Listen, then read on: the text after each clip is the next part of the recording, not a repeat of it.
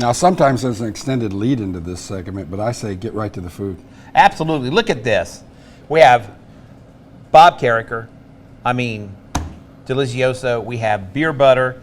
And this is, what do you call this board with the butter smeared on it? Right, so we said that one of the things you do with the butters is you create a butter board from Gray's Acadiana, which is where you get these delicious flavored butters. A flight of butter. It's a flight of butters. It's butter board is literally delicious butter smeared on a board for your eating pleasure. So I'm going to pass a giant waffle on to you, Scott, and you can just break that off, do whatever you need to do with it, and dip it into whatever butter you want to try.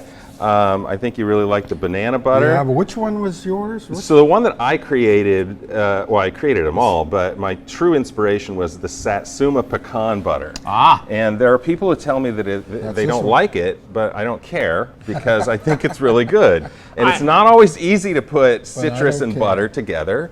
But it's pure Louisiana because the Satsumas are from my backyard. Oh, nice. And I use Louisiana pecans, and so I think it's just fantastic.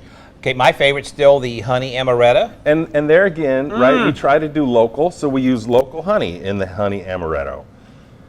We also use local strawberries, Louisiana strawberries in the strawberry butter, and I think we're doing a good job.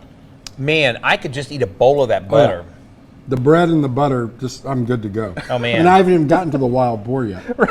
The wild boar has taken a back seat. And imagine if wild boar can take a back seat to butter, you know you're doing something good with butter. Again with the alliteration, boar and butter. We've got bees and Bob's boar and butter.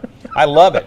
Now, we talked earlier, we're going to put some tomatoes in here. Right. If Scott will hand me the jar of tomatoes, where are the darn tomatoes? That would be perfect. There if we I go. Can put him my wife to uses work that somewhat.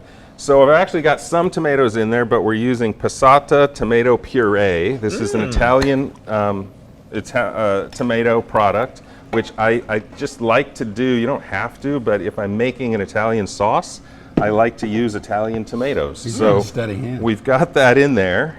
And what's happening is the wild boar that is not wild boar, that is pork, is now stewing in the wine and the olive oil and the tomatoes. And so this is going to continue to cook and continue to cook.